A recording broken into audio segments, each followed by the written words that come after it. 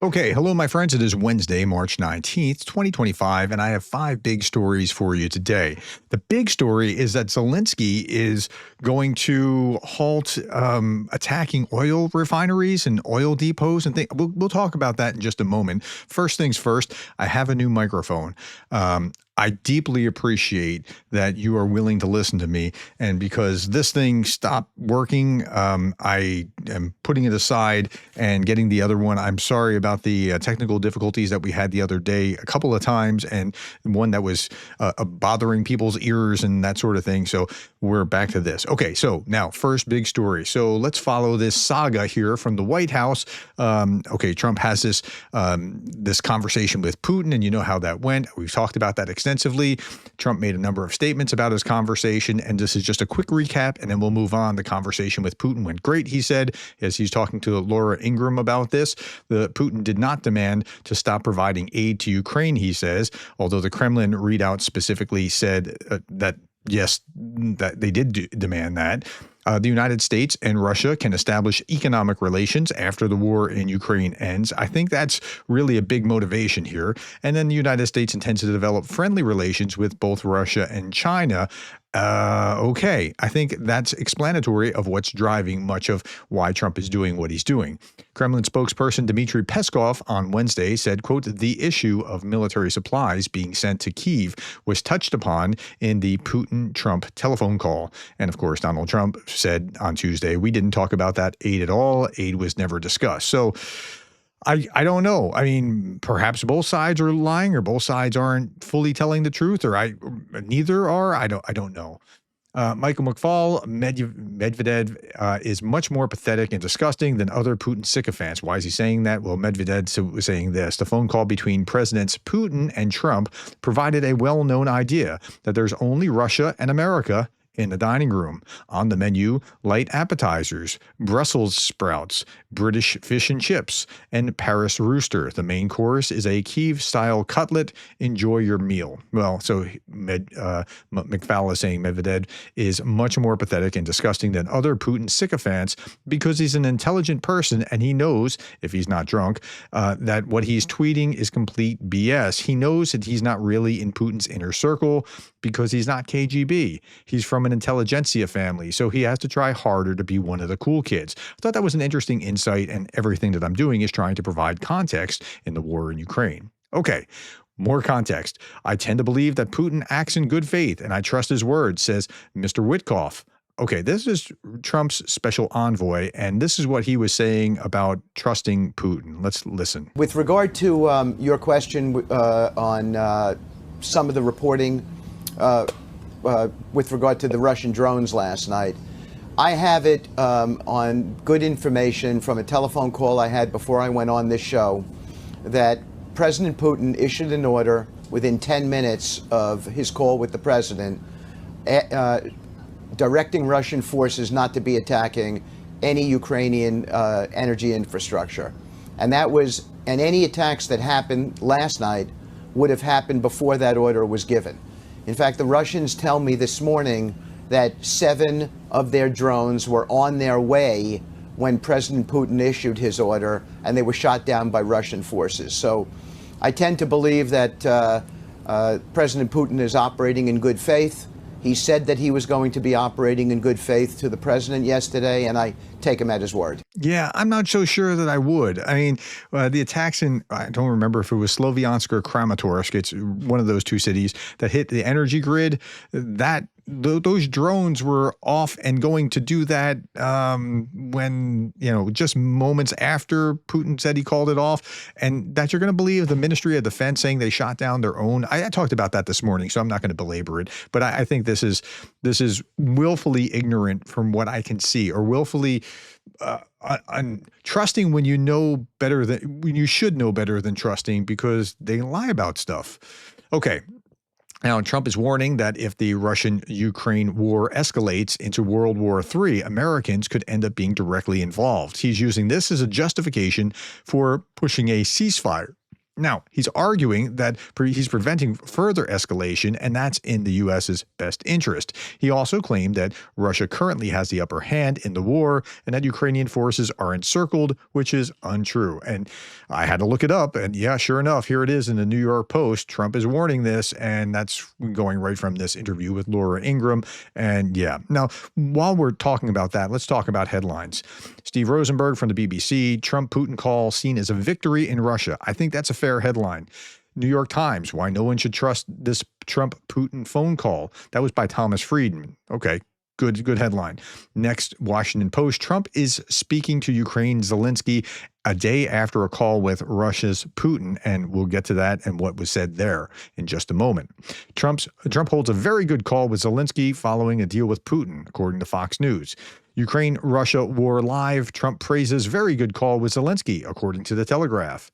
Associated Press, what the White House and Kremlin said about the Trump-Putin call, and The Economist, Putin woos Trump with a partial ceasefire and big geopolitical deal, but nothing really happened there, except for that ESPN is telling us that Putin is floating an NHL-KHL game. Yeah, and that also came out of it. Okay, so it's remarkable how wrong most of these headlines are today. Things like Putin agrees to pause energy attacks. Well, he did, and then he kind of went against it, so it's really not true. This headline in Politico, I think, is summarizing it nicely. And Politico is no fan of Trump, so let's understand that. But Trump fails to get Putin to stop the shooting. Yeah, I mean, that's ultimately what happened. Trump wanted to come out and do a victory lap yesterday, and he won't have one yesterday, but he will have one today, perhaps, and I'll show you why in just a moment. Here's Sir William Browder talking about this. Bill Browder is the guy he wrote books like Red Notice and Freezing Order about his experience with in Russia, and let's hear what he has to say. Classic KGB rope-a-dope. Putin just wanted to throw a whole bunch of complicating features into the whole thing. You know, he's going to put some tiny little thing out there that he's going to offer, and then he's going to put a bunch of unrelated things out there, and invite everybody to a long, unproductive negotiation. Putin doesn't want this war to end. Putin needs this war in order to stay in power. This war is a way of turning Russians' attention away from him towards a foreign enemy. He can't afford to compromise, and he never has compromised. And so this is just one more example of that. Yep, I think that's pretty fair. And again, Bill Browder's books are awesome. I read both of these, and it would be well worth your time if you're interested in understanding some context. Here's the Japanese. So some top Japanese analysis of Putin and Trump at this hour. As expected, Putin was not easy to deal with. In addition to stalling for time, as the article points out, it seems that Putin is also watching Trump's rush to make a deal. Now, that's really interesting because deal-making 101 would tell you that like the party that really, really wants it is going to get the worst deal. And Trump really, really wants it. Neither Ukraine nor Putin really, really want it. A former senior White House official I met recently said that Trump, and he goes on about other things, but he really, really wants it. Okay. Next, indeed, if Putin wants peace, why does he instruct Trump to stop sharing intelligence and weaken Ukraine's army? Well, that's interesting because that is what he's doing. If you want peace, come to the table instead of doing those kind of delaying measures. But of course, what Bill Browder was saying is probably true. He doesn't really want it. Okay, this was absolutely fascinating. The next big story. President of Finland, Alexander Stubb, at a joint conference with President Zelensky. I think the basis of statehood, so what it means to really meaningfully be a state, rests on three pillars. Independence, that's one. Sovereignty, that's two, that you control your own destiny yourself. Sorry about the balloons. I was holding up two fingers, and apparently it does that. Let me try that again. If I hold up two fingers, will it do that again?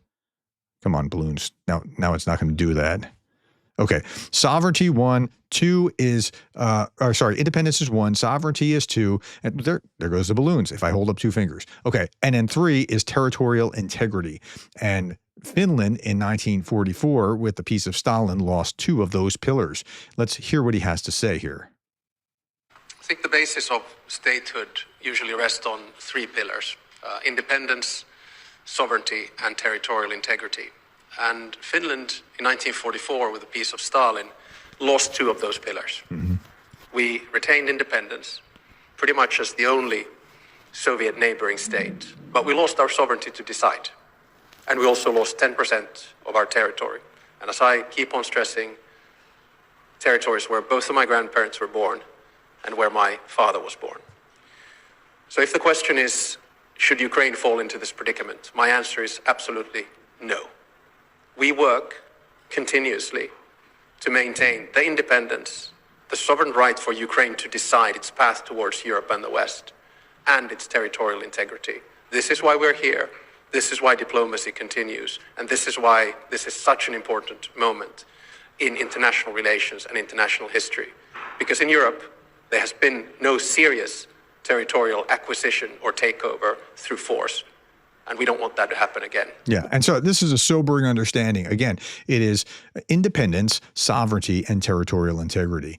Okay. Zelenskyy was being asked about like the energy sector ceasefire, and he's about to talk about this. I'm going to show you an article about this in a moment. He said, well, assurances and just Putin's words that he's giving orders not to hit the energy sector are not enough. Why? Because unfortunately, this war has made us very practical people. That's right. It's made them very, very practical people. They can't just rely on his word. And yeah. Now, Zelenskyy halts energy strikes. According to Bloomberg, Zelenskyy agreed to stop attacks on Russian energy assets during a call with Trump, an initial step in Trump's push to end the war. Now, it seems like this is a unilateral thing, although I don't know how long it'll last given what Putin keeps doing. But I was looking it up in multiple sources. Here it is in the Kyiv Post. Zelenskyy agrees to halt energy strikes on Russian energy infrastructure during a call with Trump. And here's what he said, or the article said, President Volodymyr Zelenskyy said that he agreed to stop strikes on Russian energy infrastructure during a phone call with U.S. President Donald Trump on March 19th. Quote, one of the first steps toward fully ending the war could be ending strikes on energy and other civilian infrastructure. I supported this step, and Ukraine confirmed that we are ready to implement it, Zelenskyy said on X following the 1 hour-long call with Trump. The call between Trump and Zelenskyy came a day after the U.S. president spoke with Russian President Vladimir Putin on the phone. And so that was the first part of this. Now, here's an article in The Hill. Zelenskyy backs Trump's proposal for a limited ceasefire with Russia. Now, to give you some context with this, Ukraine in 2025 is hitting Russian oil depot or refinery or that sort of thing every 2.7 days or something like that. I measured it some time ago, and it looks like it's probably maybe it's 2.8, maybe it's 2.6, but it's something like that. Not quite every 3 days, and so they're having some effect. And it seems like they're doing, so I'm like scratching my head. Why are they doing this? Well, okay, this might answer some of the question. Trump described the call with Zelenskyy on Wednesday as very good. It probably was a lot better than the call with Putin, and agreed to work with the Ukrainian leader to see if additional air defense systems are available at the Ukrainian president's request. Oh, so he's going to get some extra air defense out of this if he stops doing that. Okay. According to a readout from the White House, focused on systems already in Europe. So he's going to take it from wherever it is in Europe and move it over to Ukraine. Okay. Trump proposed American ownership of Ukrainian nuclear power plants as the best protection for that infrastructure, according to a statement by National Security Advisor Mike Waltz and Secretary of State Rubio. Okay. Kind of smacks of the other deal, the mineral rights deal, but there's probably something to that you don't want to attack a nuclear power plant that's owned by the Americans if you're Russia. So that seems to sit a little bit better than at least. So I was very high on the mineral deal. I liked the idea of the mineral deal when it first came out, and then I saw the first version of it, and I was very angry. That was just highway robbery. But apparently they're working that out now, and this power plant kind of thing might actually be a good thing. Let's see how this works out. The United States could be very helpful in running those plants with its electricity and utility expertise, Trump told Zelenskyy, according to Waltz and Rubio. The president also asked Zelenskyy about the children who have gone missing during the war. The White House readout said that he promised to work with both parties to get the children home. Okay, so I mean there is that. There's more to the article as well, but yeah, those were the salient parts of it. Now, Andrew Perpetua put this out, and I saw it this morning, and I just didn't use it this morning, but it's a good quote. It's funny, the U.S. is gradually losing leverage over Ukraine as time goes on because we're getting closer and closer to the sunset of the aid package given to Ukraine. Unless the U.S. passes a new aid package, the leverage will be basically gone. And that is true. And then it'll be harder and harder to try to push Ukraine to the negotiating table through force of, we're not going to share this with you, or we're not going to give you any aid.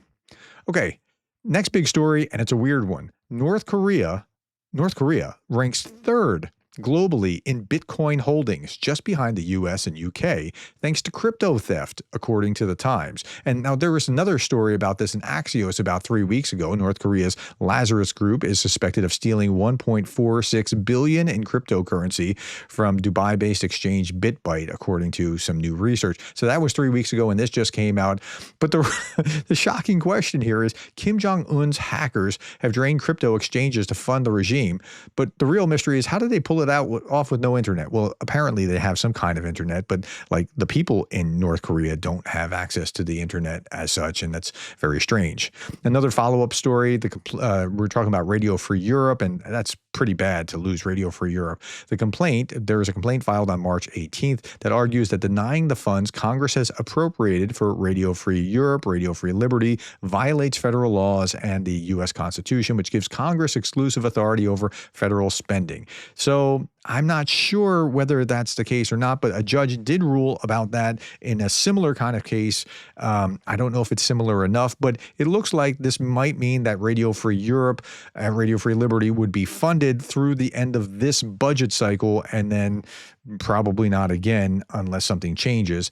But the good news is that would keep it going until maybe Europeans could pick it up, some equivalent of Radio Free Europe, or we could, get smart again and stop doing this sort of thing with our soft power.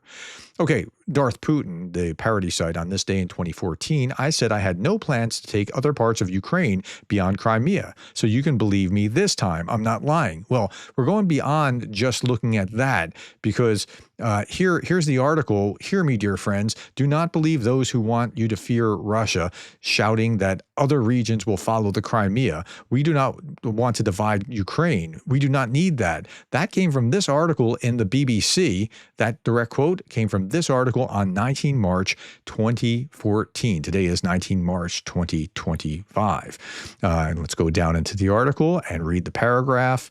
And it's a little ways down. Where is it? It's down here. You go. I want to address the people of Ukraine. I sincerely want you to understand us. We do not want to harm you in any way or to hurt your national feelings. We have always respected the territorial integrity of the Ukrainian state. Incidentally, unlike those who sacrificed Ukraine's unity for their political ambitions, they flaunt slogans about Ukraine's greatness, but they are the ones who did everything to divide the nation. Today's civil standoff is entirely on their conscience. Yeah, look how he's blame shifting.